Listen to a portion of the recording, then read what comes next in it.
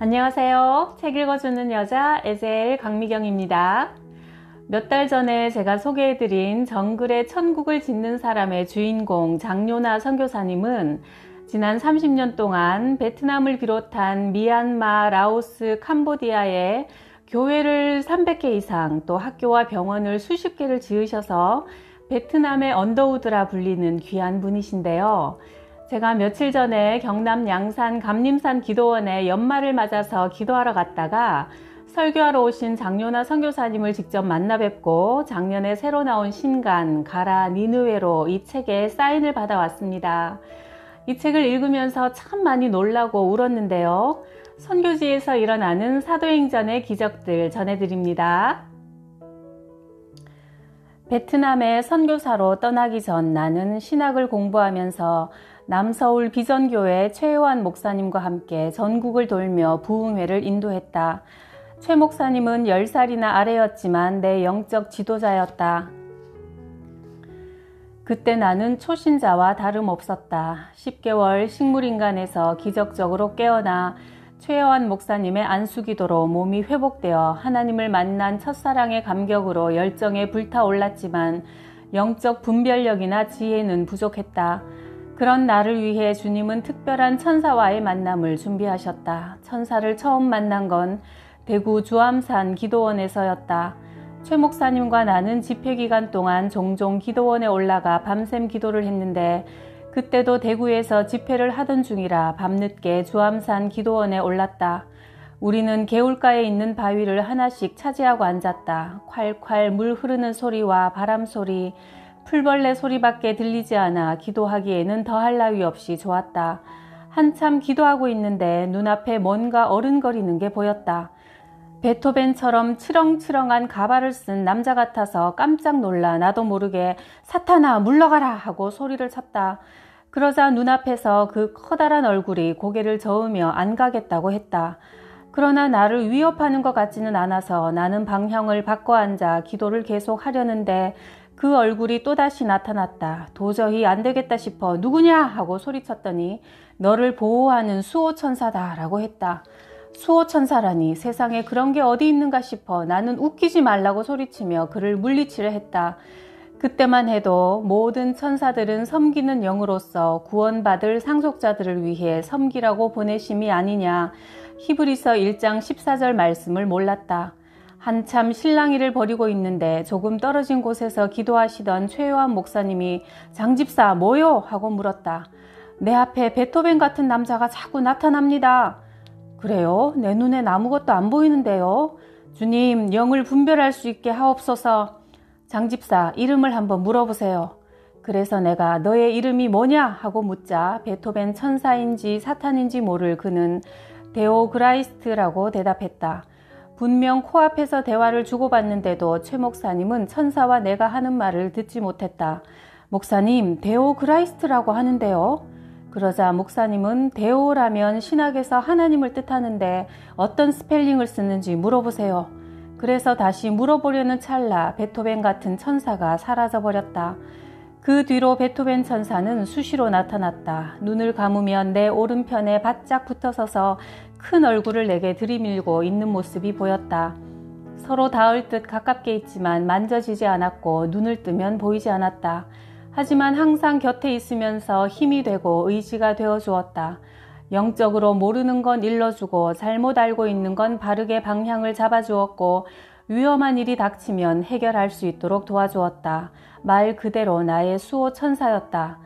최요한 목사님과 대구 두류체육공원에서 휴전서나 무너져라는 주제로 북한 선교 집회를 가졌다. 눈코 뜰 새 없이 바쁜 일정에 집회 이틀째 되던 날 잠깐 눈을 붙이러 봉고차에 들어가서 깜빡 잠이 들었는데 누가 다급하게 나를 흔들어 깨웠다. 일어나 보니 베토벤 천사가 다짜고짜 빨리 일어나서 밖에 나가보라고 했다. 성화에 못 이겨 비몽사몽간에 집회 장소 입구 쪽으로 갔더니 어느 권사님이 내게 헐레벌떡 달려와 종이 한 장을 보여주며 목사님 이것 좀 보세요. 이상해요. 라고 하셨다. 권사님은 방금 대구은행에서 최요한 목사님께 헌금을 송금했는데 입금표 영수증에 다른 이름이 나왔다며 그 이름을 가진 목사님이 계신지 확인을 해달라고 하셨다. 낯선 이름이었다. 그 계좌는 북한 선교대회 기간 동안 성도들이 헌금할 수 있도록 개설한 것인데 최혜환 목사님 역시 모르는 이름이라며 확인을 해보는 게 좋겠다고 하셨다. 하지만 은행에 가기엔 너무 피곤해서 잠깐만 쉬었다 가려고 다시 눈을 붙였는데 베토벤 천사가 나를 또 흔들어 깨웠다. 그리고 빨리 은행에 가라고 재촉했다. 이미 은행 문 닫을 시간이 다 됐는데도 어서 가라고 다그쳐서 할 수 없이 회계 집사님과 함께 가까운 은행 지점에 갔다. 도착하니 영업시간이 끝나 정문은 잠겼고 쪽문만 열려 있었다. 창구 여직원에게 계좌번호를 한번 확인해 달라고 부탁하는 순간 그 직원 뒤에 앉아있는 남자 대리의 명찰에 쓰인 이름이 눈에 확 들어왔다.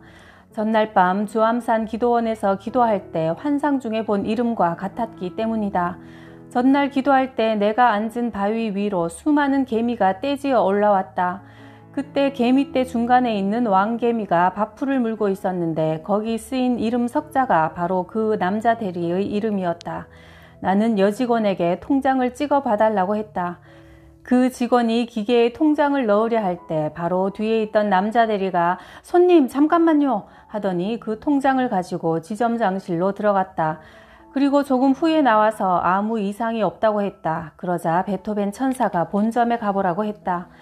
직접 가기에는 너무 늦어서 본점에 전화를 걸어 그 계좌의 입출금 내역서를 받아보았다. 확인해보니 우리가 개설한 계좌 말고 숫자 1이 하나 더 붙은 계좌가 있는데 그동안 송금된 돈의 절반이 거기 가 있었다.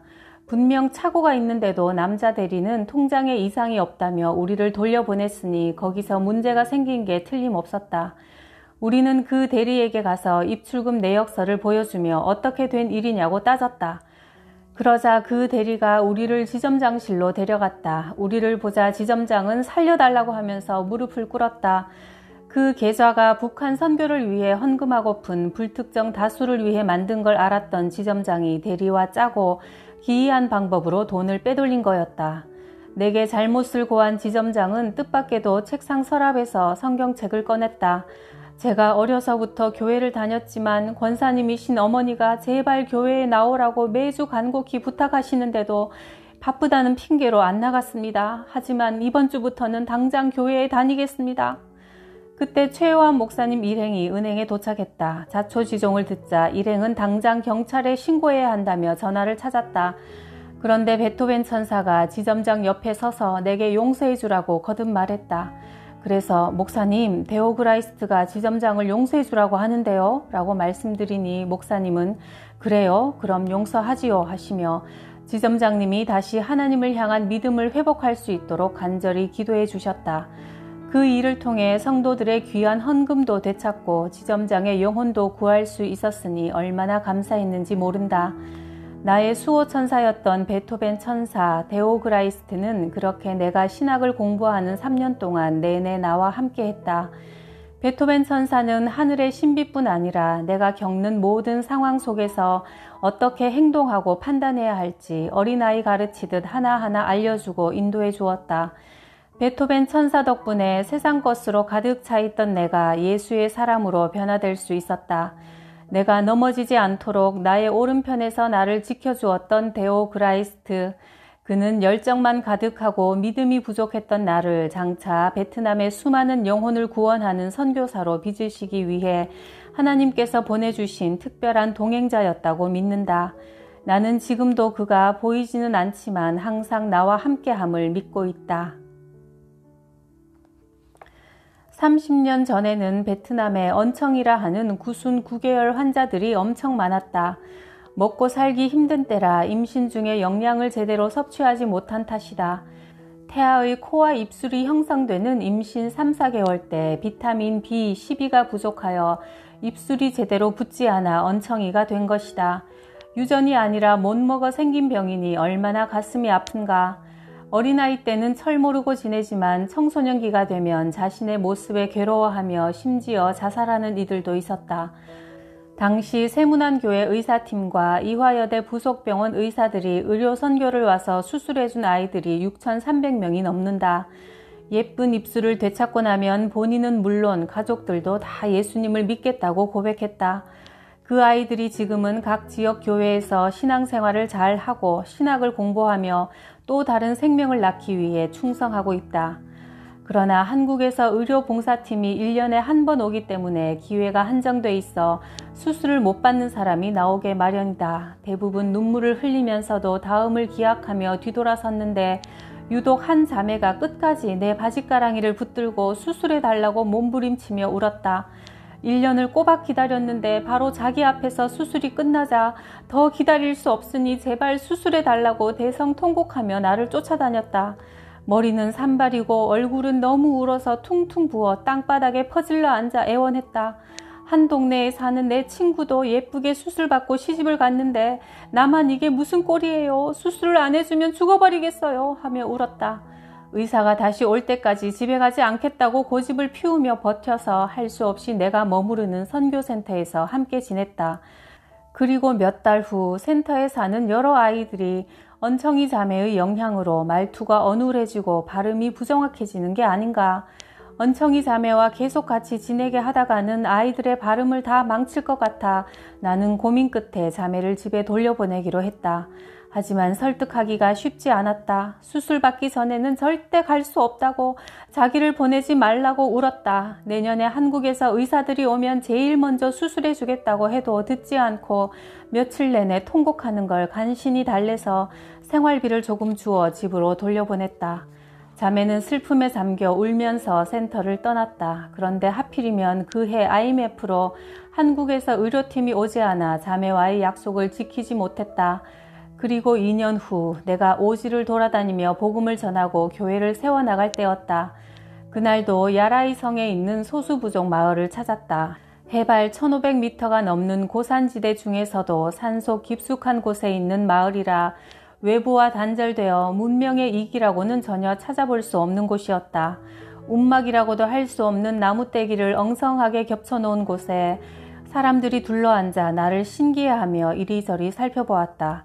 내 몸을 건드리고 옷을 만지고 가방에서 치약을 짜서 먹어보고 얼굴에 문대기도 했다. 낯설지만 궁금한 이방인에게 다가오는 소수부족들과 눈이 마주칠 때마다 내가 씩 웃어주자 그들도 나를 환영하는 의미에서 노래를 불러주겠다며 나를 더 깊숙한 산속으로 데려갔다. 한참 걷다 보니 나무가 높고 울창해 하늘이 보이지 않는 곳에 20-30명이 앉을 수 있을 만한 평지가 나타났다. 그리고 거기엔 이미 소수부족 사람들이 어깨를 맞대고 앉아 있었다. 내가 도착하자 그들은 조용히 노래를 부르기 시작했다. 우리에게 향하신 여호와의 인자하심이 크고 크도다 크시도다. 내 귀에 은은하게 들리는 노래는 놀랍게도 한국말로 부르는 찬양이었다. 귀가 번쩍 뜨였다. 어떻게 이럴 수가 있을까? 이 깊은 베트남 산속에서 우리나라 찬양을 듣다니 정말 꿈만 같았다. 이 첩첩산 중에 나보다 먼저 복음의 발자국을 남긴 한국 선교사가 있다고 생각하니 너무 감격스러워 눈물이 나왔다. 대체 누가 이곳에 왔을까? 찬양이 끝나자 그들은 또 다른 노래를 시작했다. 찬양하라 내 영혼아 사랑하라 내 영혼아. 캄캄한 밤 별빛만 반짝이는 산속에서 울려 퍼지는 찬양은 마치 천사의 노래 같았다. 발음이 얼마나 정확하던지 베트남 사람들이 부르는 것 같지가 않았다. 들을수록 놀랍고 감격스러웠다. 외국인이 한국 찬양을 이렇게 완벽하게 부르게 하기까지 이 산간 벽지에서 선교사는 얼마나 많은 눈물을 흘렸을까 생각하니 나도 모르게 눈물이 줄줄 흘러내렸고 두 손을 들고 함께 찬양했다. 찬양이 끝나고 나서 누가 이 노래들을 가르쳐 주었냐고 묻자 다들 말없이 한쪽 구석을 쳐다보았다. 거기엔 바로 그 언청이 자매가 서 있었다. 입술이 붉어져 비뚤어진 모양이 예전 그대로였다. 죄책감과 놀라움에 내가 말을 잇지 못하는데 자매가 내게 다가와 손을 잡고 빙긋 웃었다. 그 모습이 어찌나 환하고 예쁘던지 울며 불며 수술해달라고 떼쓰던 자매의 모습은 온데간데 없고 고요한 평안이 자매를 감싸고 있었다. 그간의 이야기를 들어보니 하나님의 인도하심이 놀라울 뿐이었다. 자매는 센터에서 나와 북쪽으로 정처 없이 걸었단다. 수술 받기 전에는 절대 안 돌아오겠다고 식구들에게 선언하고 나왔으니 집으로 갈 수도 없고 달리 자신을 받아줄 곳도 없으니 고향과 반대 방향으로 가다가 지치면 죽어버리겠다는 심정으로 한없이 걸었다. 그러다 이 소수부족 마을까지 오게 된 것이다. 그런데 이들을 보고 자신이 얼마나 선택받은 사람인지 깨달았다. 똑같은 사람인데 이 사람들은 짐승처럼 살고 있었다. 자신이 얼마나 귀한 존재인지 모르고 사는 그들에게 예수 그리스도의 핏값으로 산 존귀한 생명임을 그녀는 소수부족에게 전하며 살고 있었다. 그래도 나는 자매에게 한국에 가서 구순 9개월 수술을 받자고 권했다. 하지만 자매는 단호하게 거절했다. 선교사님처럼 저도 이들에게 있는 내 모습 그대로 내 안에 계시는 예수 그리스도를 전하며 이들의 영혼을 구하는 데 제 삶을 바치겠습니다. 한국에 갈 시간도 없고 수술할 필요도 없습니다. 아, 하나님은 정말 놀라운 분이셨다.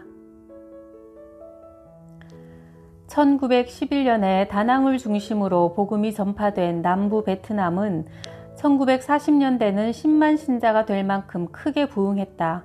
그러나 75년에 공산 정권이 들어서면서 교회와 교인을 말살하여 1989년 내가 베트남에 와서 예수님을 믿으라고 전도하면 예수가 삼성 거요, LG 거요? 라고 물었다. 한국의 삼성과 LG는 알아도 예수님은 전혀 몰랐다.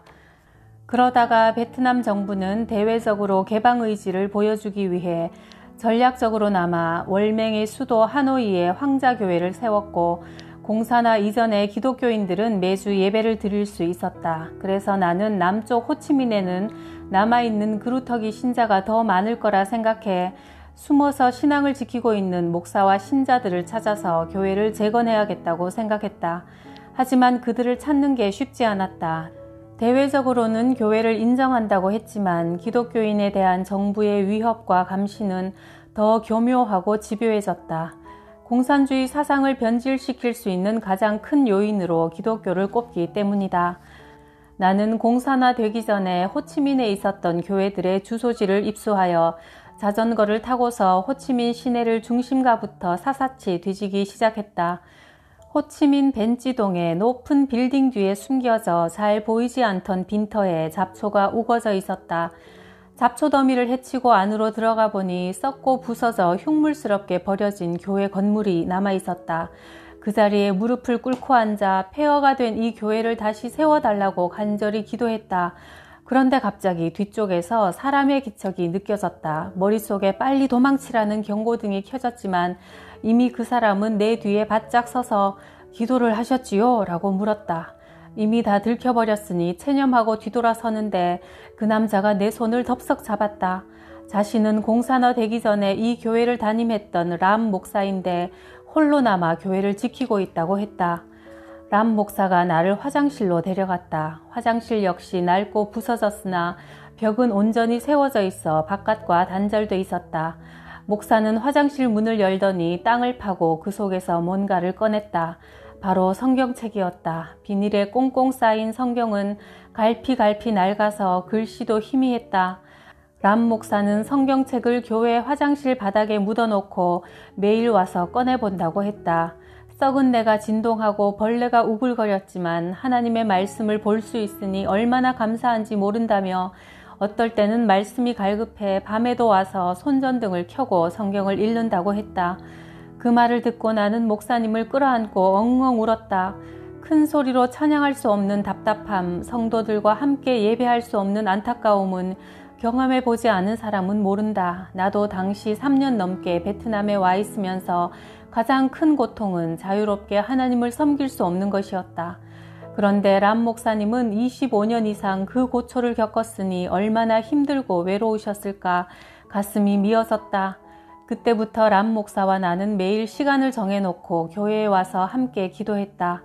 그러나 그것도 오래가지 못했다. 람 목사님이 화장실에서 성경책을 읽다가 마침내 경찰에게 붙잡혔기 때문이다. 그 뒤로 람 목사는 5년간 수감 생활을 했고 그 5년 사이 베트남 정부의 종교 정책도 변화를 겪었다. 미국과의 관계 정상화로 경제 발전을 이루고자 꾀했던 베트남은 인권과 종교의 자유를 보장하라는 미국의 압력을 무시하지 못했다. 그래서 대외적으로 종교 탄압 정책이 완화되어 교회를 다시 세울 수 있게 되었다. 하지만 무엇으로 교회를 세운단 말인가? 목사님은 감옥에 계시고 성도들은 흩어졌으니 답답한 마음에 교회 울타리를 붙잡고 기도하고 있는데 누군가 말을 걸었다. 베트남으로 관광 온 한국인 자매 둘이었다. 길을 잃고 헤매다 나를 발견한 그들은 반색하며 호치민 시내를 안내해달라고 했다. 그래서 1일 가이드로 두 사람과 함께 호치민의 명소를 돌며 그들은 발전된 호치민의 모습에 감탄했다. 번화가 중심으로만 안내했으니 놀랄 법도 했다. 그런데 나를 처음 만난 곳이 너무 황폐한 게 그들 보기에도 이상했던 모양이다. 왜 도심 한복판에 흉물스런 공터를 방치하고 있냐고 물었다. 그래서 그곳이 원래 교회였고 어떻게 목사님이 교회를 지켰는지 그 교회를 다시 세우기 위해 날마다 기도하고 있다고 하자 자매들이 선뜻 교회를 건축하겠다고 나섰다.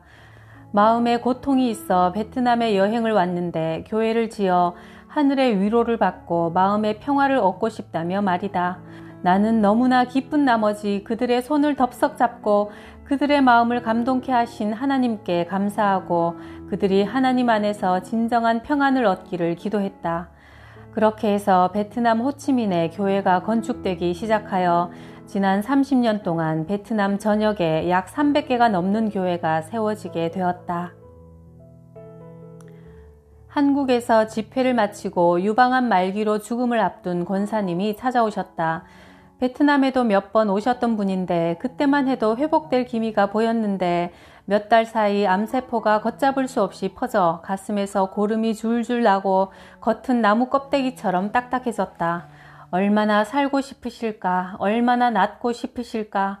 나도 혈기왕성하게 움직일 때는 죽고 싶다는 생각도 해봤지만 10개월간 식물인간으로 지내다 막상 죽게 되니 살고 싶다는 생각만 들었다. 권사님도 마찬가지였다. 살고 싶다고 기도를 부탁하셨다. 그래서 간절히 기도해 드린 후에 베트남으로 돌아왔는데 얼마 후 그 권사님이 베트남으로 오셨다. 그리고 선교센터에서 함께 지냈는데 어느 날 권사님이 묵는 방에 가보니 화장실에서 금방이라도 숨이 끊어질 것 같은 권사님의 신음소리가 들렸다. 항암제를 안 먹고 고통을 참자니 견딜 수가 없어 변기를 붙들고 몸부림을 치셨다. 다음날 나는 권사님을 구급차에 태우고 6시간을 달려 해발 1500m에 있는 바오록 록탕교회로 갔다. 그 근처 널따란 커피밭에 돗자리를 깔고 권사님을 앉혀드렸다. 그리고 초코파이 3박스를 옆에 놓고 커피밭에 일하는 아이들이 오면 초코파이를 나눠주며 복음을 전하라고 했다. 권사님, 아이들에게 이렇게 말씀하세요. 얘들아, 나는 이제 곧 죽게 될 거야. 그런데 나는 예수님을 믿고 천국에 간단다. 내 안에 계신 예수님을 너희들에게도 전해줄게. 너희도 예수님을 믿어라.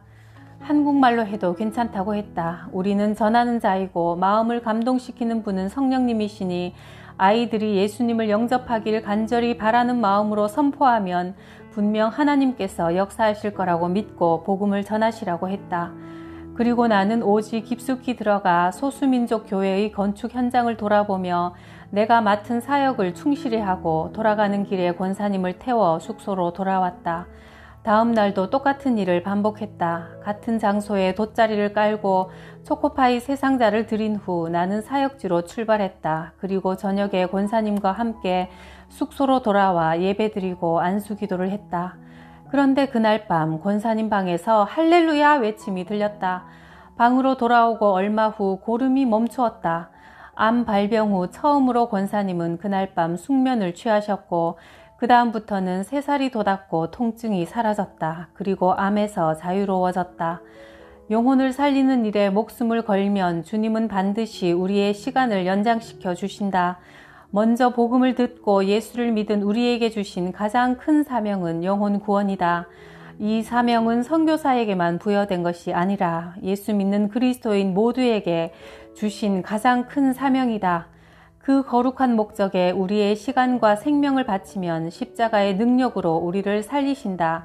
나는 이것을 확실히 믿는다. 내가 바로 그 살아있는 증거이기 때문이다.